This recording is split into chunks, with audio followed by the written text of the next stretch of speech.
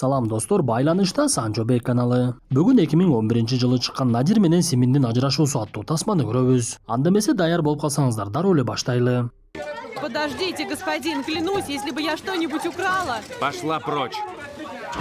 Тасманын башталышы үй бүлө куруп жашагандарына 14 жыл болгон каарманыбыз Надир менен Симинди көрөбүз. Алар бул жолу сотто ажырашуу маселеси менен олтурушкан эле. Анда Симиндин айтымында каармандарыбыз көп жылдан бери чет өлкөгө кетебиз деп максат кылып, аракеттери ишке ашып 6 айга виза алгандан кийин Надир кетүүдөн баш тартып коет. Анткени анын атасы Альцгеймер оорусуна чалдыгып өзүн өзү башкара албагандыктан аны караганга адам керек болуп, Надир атамды таштабаймын деп кетүүдөн баш тартат. Симин болсо атаң оорусунун айынан эч кимди тааныбайт, ошондуктан биз кетип калсак деле ага эчтеке болбойт. Сен карап жатасыңбы же болбосо башка бирөө карап жатабы, ага айырмасы деле жок. Мен кызымды бул жерде эмес башка өлкөдө чоңойткум келет деген шылтоо менен сотко келип маселени чечип берүүнү сураныптыр. Бирок сот алардын маселеси ичара экендигин түшүнүп, үй бүлөлүк маселеге киришпейбиз деген жообун берди.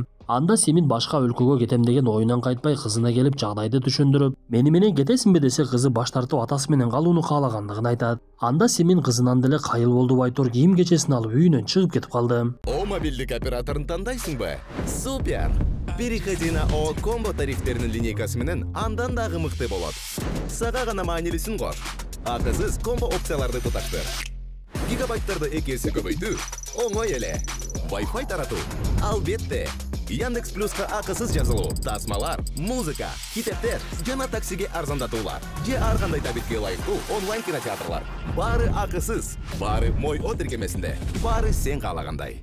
Ошентип Симин апасынын үйүнө кеткенден кийин Надир жумушунан такыр бошобогондуктан атасын үйдө каратканга атайын жумушчу аял жалдайт. Бул аялдын аты Разия Сумая деген өспүрүм кызы бар эле. Анан дагы Разиянын боюнда болгондуктан ага жумуш өтө керек болуп, Надир аз сумманы сунуштаса деле макулдугун берип атасын карай баштайт. Бирок биринчи күнү эле Разияга ал жумушта оорчулуктар пайда болду. Анткени Надирдин атасы оорусунун айынан зарасын кармай албайт экен. Разия болсо динге бекем болгондуктан бөтөн эркектин шымын алмаштырууга колу барбай, имамдардын бирине коңгуроо кылып жагдайды түшүндүрөт. Анда имам болот же болбойт деген жообун бердиби белгисиз айтор. Каарманыбыз атайын колгап кийип, кызына атаңа айтпагын деп эскертип карап жаткан адамдын шымын алмаштырат. Бирок Надир кечинде жумуштан келгенде Разия ага кайрылып, мен бүгүндөн башка жумушка келе албаймын. Мени кечирип коюңуз, атаңыз зарасын кармай албайт экен, ал тууралуу айтып койсоңуз болмок. Бүгүнкүнүн акысын төлөсөңүз кете берейин деп, бирок кетер алдында кайрадан Надирге кайрылып, эгер макул десеңиз жолдошумду жөнөтөйүн, аны жумушка алсаңыз ал эркекти карай берсе болот. Анын колунан деле мен жасап жаткан иштер келет десе, Надир макулдугун берип келе берүүсүн айтат.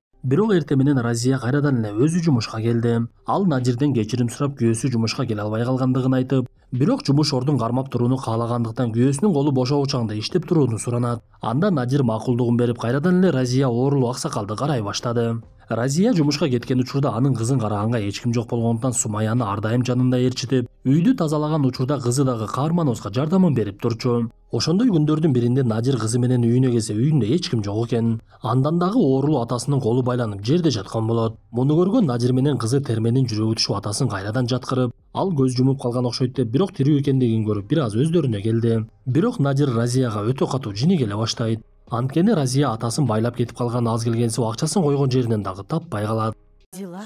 Выбежала на минутку и тут же вернулась. Кто тебе разрешил оставлять его одного? Бир мезгилде Разия кайтып келип Надираны уруша баштайт. Анда Разия эшикке эмнеге чыккандыгын айтпай, жеке иштери бар экендигин түшүндүрүп, бир аз эле убакытка чыккан элем атаңыз уктап жаткан болчу. Атаңыз бул убакта ар дайым уктайт деп түшүндүрсө дагы Надир болбой эле жини келип, сен оору дагы турбайсыңбы, акчамды уурдап алыпсың деп үйүнөн чыгарууга аракет кыла баштайт. Анда Разияга бул сөздөр катуу тийип, мен эч качан эч нерсе уурдаган эмесмин, Кудай урсун. Акчаңызды алган жокмун, сиздин бөлмөңүзгө мен эч качан кирген дагы эмесмин. Макул, бүгүнкү күндүн акчасын төлөп коюңуз, анан кетемин десе, Надир такыр эле болбой эшиктен чыгарып түртүп жиберет. Анда тепкичтен кулап кеткен Разиянын абалы оорлошо баштады. Анткени бул убакта анын боюнда бар болчу. Бул окуялардан көп өтпөй эле Разия ооруканага түшүп калгандыгы билинип, Надир аялы Симин менен биргеликте барат.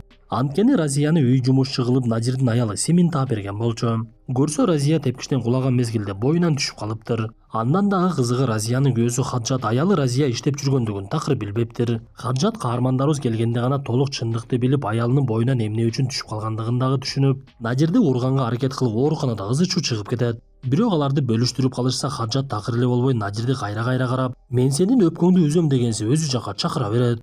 Ошентип бул маселе сотко чейин жетип, тергөөчү өзүнүн тергөө ишин баштап, Разиянын боюнан 5 айлык баласы түшүп калгандыктан Надирге адам өлтүрүү боюнча кылмыш иши ачылат. Анда Надир маселенин мынчалык оорлошуп кеткендигин күтпөгөндүктөн аябай эле башкача абалга түшүп, эмне кылышын билбей чыйпыйы чыгып дүрбөлөңгө түшө баштайт. Анткени тергөөчү каарманыбызга күрөө катары 40 миллион төлөйсүз же болбосо өзүңүз камакта олтурасыз, иш аягына чыккычаңды тор артында болосуз десе, башка аргасы жок каарманыбыз тартип сакчылардын кеңсесинде калат. Ошентип териштирүү иши уланып, Надир Разиянын боюнда бар экендигин билбейт болчумун деп айтып, эгер билген болсом аны жумушка албайт элем деп өзүн актай баштайт. Разия болсо тескерисинче, кантип менин 5 айлык боюмда болсо ичим чыгып турган болсо билбейсиз, сиз мени тепкичке түртүп жибердиңиз го деп күнөөлөсө, каарманыбыз Разияга каршы өзү да арыз жазат. Анткени Разиядагы каарманыбыздын оорулуу атасын байлап эшикке чыгып кетип калган айыбы бар эле. Ошондуктан эми Разияга каршы дагы кылмыш иши ачылды. Муну билген Разиянын күйөөсү Хаджат катуу жини келип, ансыз деле 1 жылдан бери жумушу жоголтурган аз келгенсип, эми Разияга каршы кылмыш иши ачылса чыгымдар көбөймөк. Ошондуктан Хаджат өзүн кармай албай ызы чуу салгандыктан тергөөчү аны бөлмөдөн чыгарып жиберет. Бул убакта Надирдин аялы Симин Надирди алып чыгуу үчүн күрөө катары үйүн коюп, Надир бошотулуп Симиндин үйүнөн атасын алып үйүнө кетти.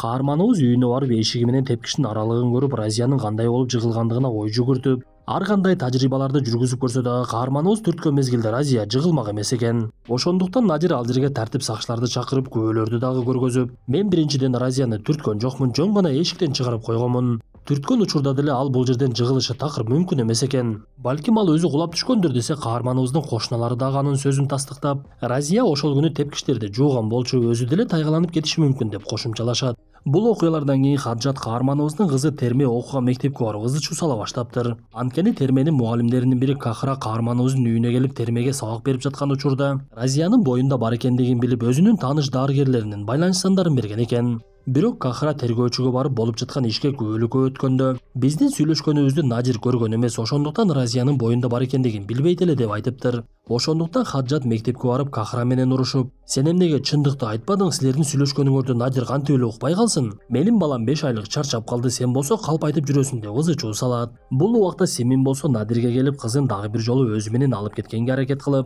сенин айыңдан кызым мектепте дагы тынч окуй албай жатыптыр. Хаджат ал жака барып дагы ызы чуу кылыптыр. Эмнени күтүп жатасың? Андан көрө Разиянын үй бүлөсүнө акча бер дагы маселени жаап сал да. Качанкага чейин чоёсун десе, каарманыбыз Симинге жини келип, мен чындык үчүн күрөшүп жатамын, боюнан түшүп калышына менин эч кандай күнөөм жок деп аялынын сөзүн укпай дагы коет. Анда Симин дагы бир жолу кызына келип, мени менен кетесиңби десе, терме кетпестигин билдирет. Бирок ошондой күндөрдүн биринде Разия кызын ээрчитип алып Симиндин жумушуна келет. Ал олтуруп алып каарманыбызга өзүнүн чындыгын айтып бере баштады. Көрсө, окуя болгондон бир күн мурун каарманыбыз оорулуу аксакалды карап олтуруп, үй жыйнап жатып анын эшикке чыгып кеткендигин байкабай калыптыр. Ошондуктан Разия дароо эле эшикке чыгып аксакалды кесип саткан дүкөндөрдүн биринен таап, жолдон өтүп бара жатса аны унаа сүзүп кеткен экен. Сыягы Разиянын боюнан ошол мезгилде түшүп калган окшойт. Анткени ошондон кийин ичим кыймылдабай калган деп Симинге бардыгын айтып берди. Алардын мыйзамы боюнча адам өлтүрө турган болсо ордуна кун төлөп бериш керек эле.